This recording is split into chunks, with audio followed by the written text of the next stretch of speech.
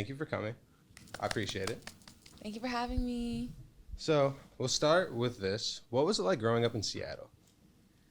Ooh, growing up in Seattle. Growing up in Seattle was, it made me who I am a little bit.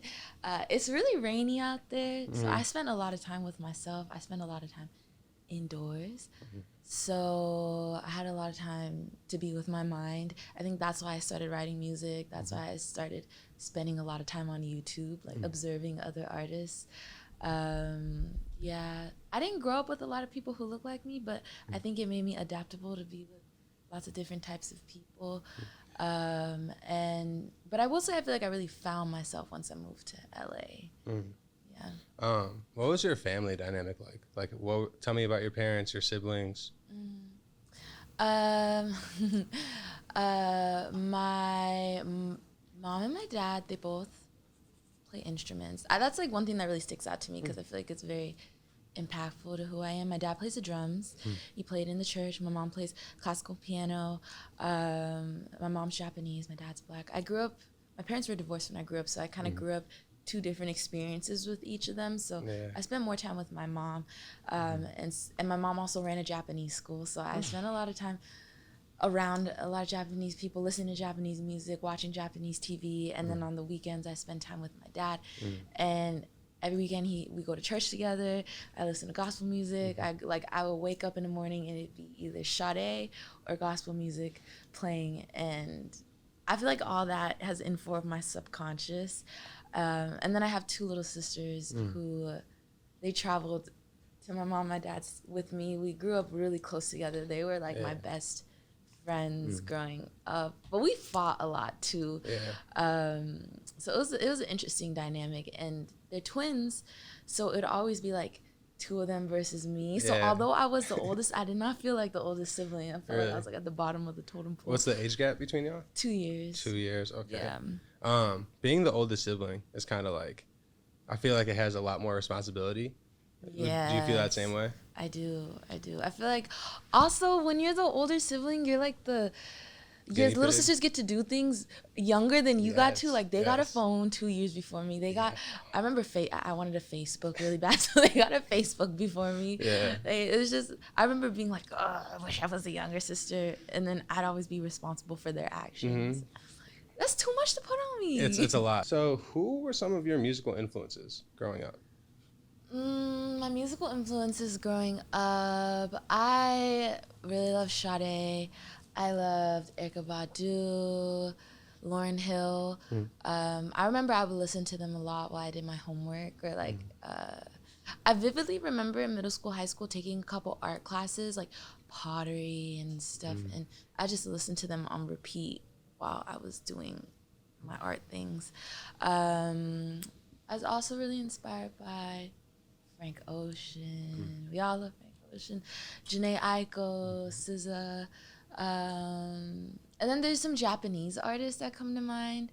There's this artist named Matsuda Seiko. She's this Japanese pop artist. She just has really catchy melodies, and my mom played me a lot of her music growing up, so she's somebody that comes to mind. I'm trying to think anyone else. Those are the ones at the forefront of my mind. And then at what age did you first start making music? I started making music when I was like 4 or 5. Since I could start writing, I started writing songs. I have like songwriting journals since I was super little, and they're still like in our garage. And I remember I would get on the bed and I would make my little sisters come and, you are my fans, okay? I would sing to them, pretend I was singing for them. I have them like hold flashlights up to me and stuff. So that since I was like 4 or 5, and then I started doing music more consistently in high school. I remember I started a YouTube channel and I would make covers on YouTube, mostly because I had really bad stage fright. So I did not like singing in front of people, but I was like, I know I want to do music. I can sing by myself in my room. So I started doing that. Do you still get stage fright, or you grew past that? Not really anymore, which is really profound for me to experience. I still get nervous from time to time, But we have this little running joke on tour where I'll be like, I feel so calm. I feel like I'm at the grocery store right now. We'll just be like, what aisle are we in today? Like yesterday we were in the fruit aisle. Like it just has become this really comforting, peaceful thing for me now. And it was so not that like 3 years ago. I like that. Yeah. Umi, I have a gift for you. Aw. Thank you. Let's see. Ginger shot. Ginger shot. I love a ginger shot. I heard you were a fan. I am. Is this one for you, one for me, or is it? That's what I was thinking. Should we take one? Yeah, let's do it. Have you eaten today? I had a smoothie. Okay. Do you take the whole thing though? I'll take the whole thing, but Okay. I didn't really eat much yet, so I'm gonna take half of it because it's gonna make my stomach. I don't even know if I could do half of it, but I'm gonna do as much as I can. Let's do as much as we can. Cheers to good life, good living, abundance. I like that. Ding. Ding. Ding. Oof. Oof. That's nice. That shit burns. Ooh. Mm. Ooh. I feel my body activating. I drank the whole thing. You drank the whole thing? Yeah, I love ginger shots. I drank a fourth of it. Anyways, back to. How was your experience at Tahoma High School? Ooh, you did your research. Tahoma High School. Tahoma High School.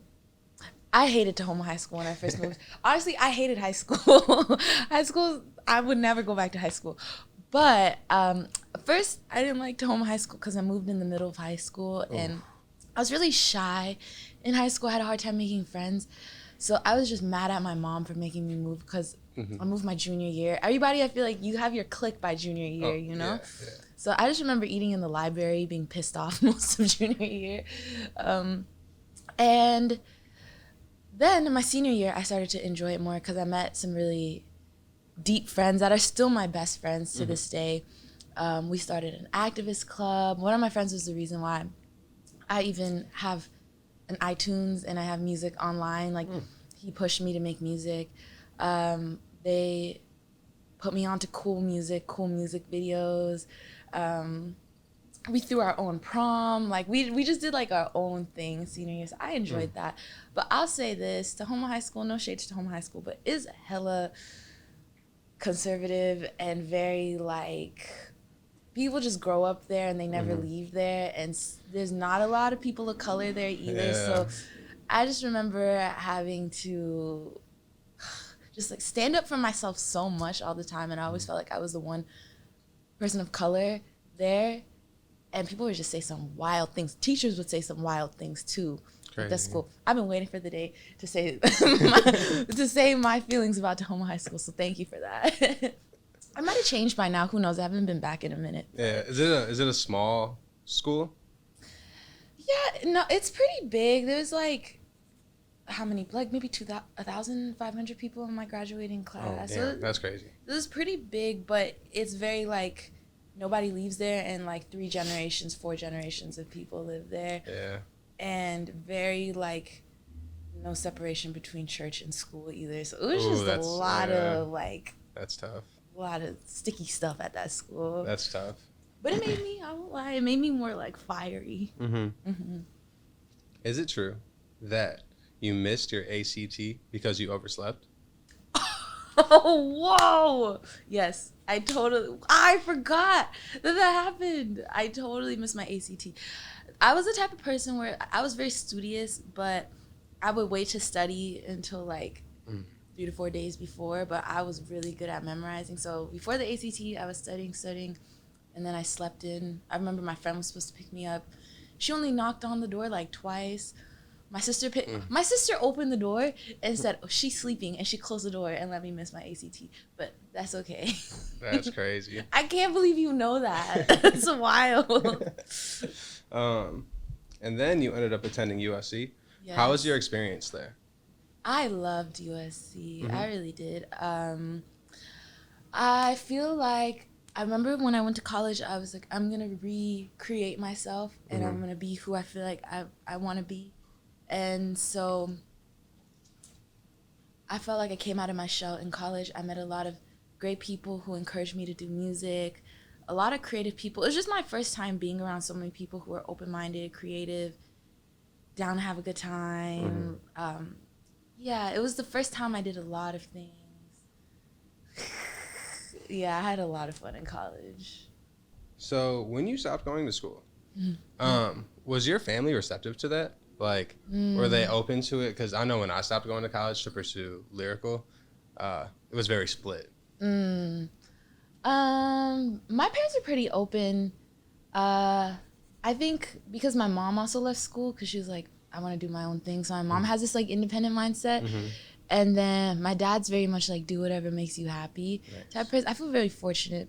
But also I remember before I went to college, I was like, I'm going to be in a position where my parents can't tell me nothing. So I got a bunch of scholarships and went to school. So my parents weren't paying for school. So I was like, they can't really tell me anything anyways. Yeah. But yeah, they were pretty supportive.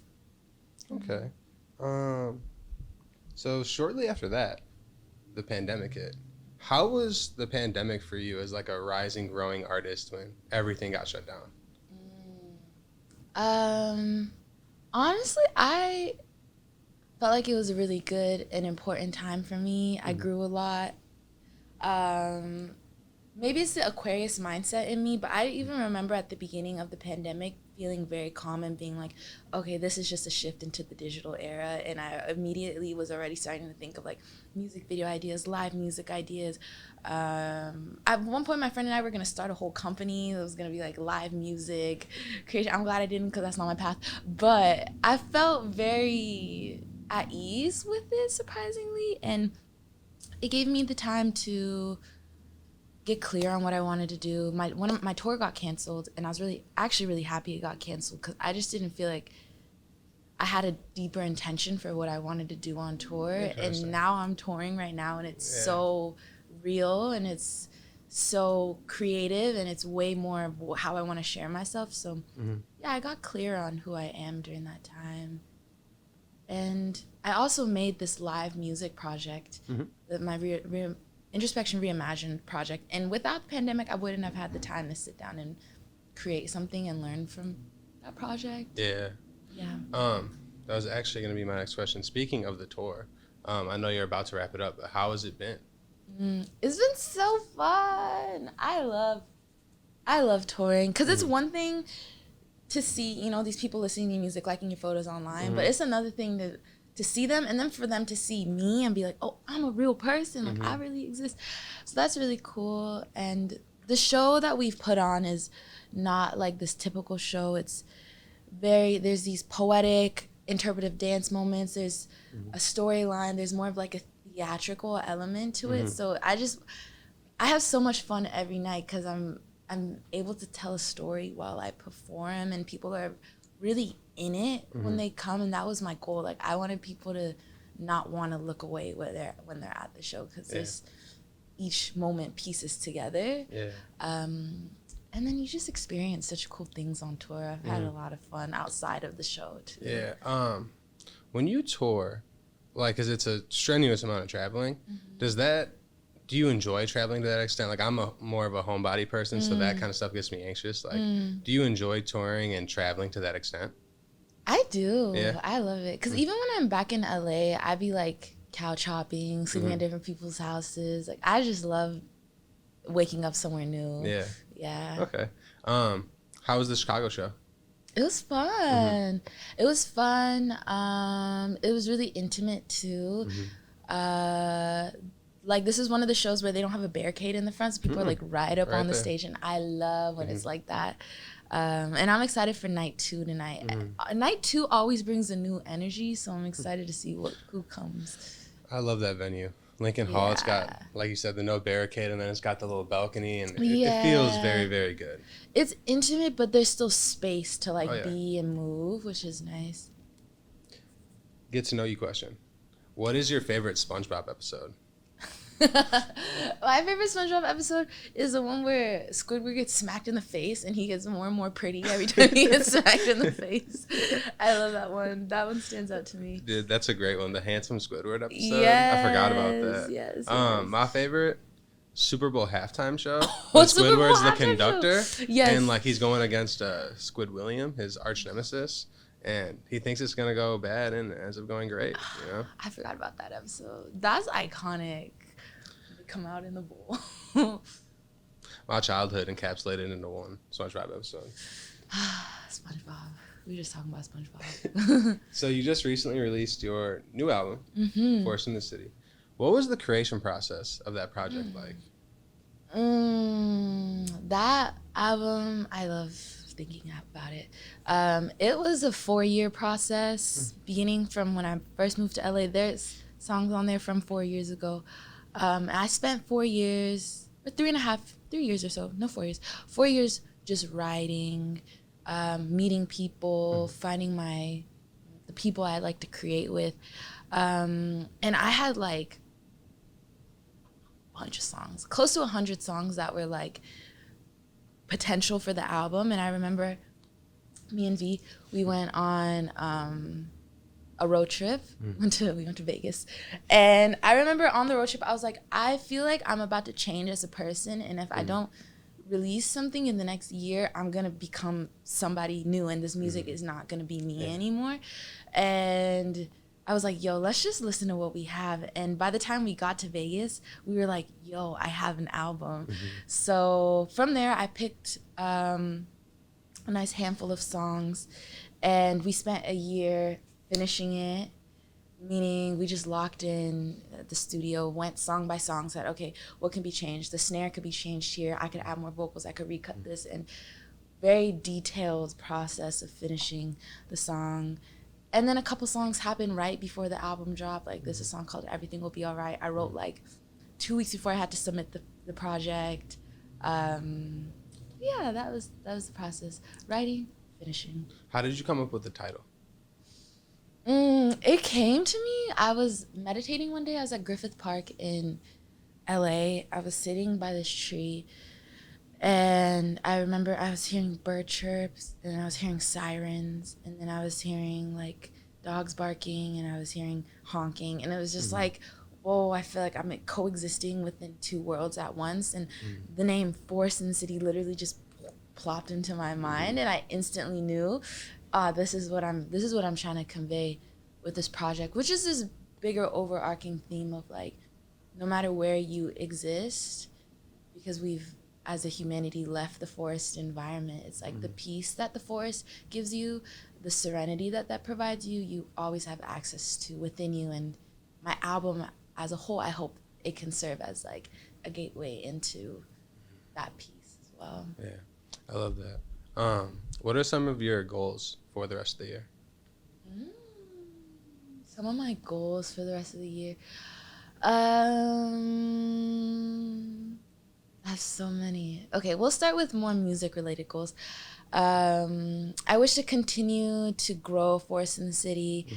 I feel like the first step in spreading the music was the tour, and next I'm going back to LA to make more videos, do more live videos, interviews, things like that. So I'm just calling in more opportunities to spread, share my vision, share the art.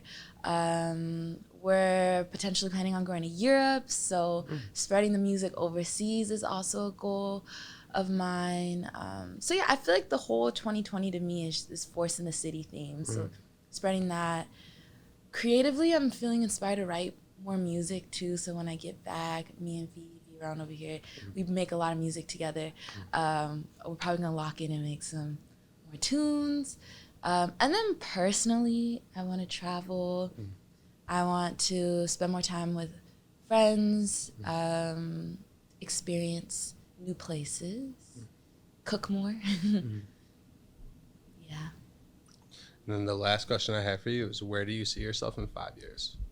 That is such a good question. In 5 years, I see myself doing stadiums. I see myself having traveled all over the world. I see myself probably dropping another album or two by then. I see a lot of growth in my music, a lot more people being touched by the music globally. Grammy. Some movie related thing. Either I'm acting in a movie, I've directed a movie. Let's see. I see myself being very happy and very peaceful. I see myself growing my business as well. I want to start a brand. I want to start either like a little label or a production company or something in the creative world, because I've learned a lot in those places. What else? I really do see myself very happy though. Very, very happy, and a lot of growth in my music and art.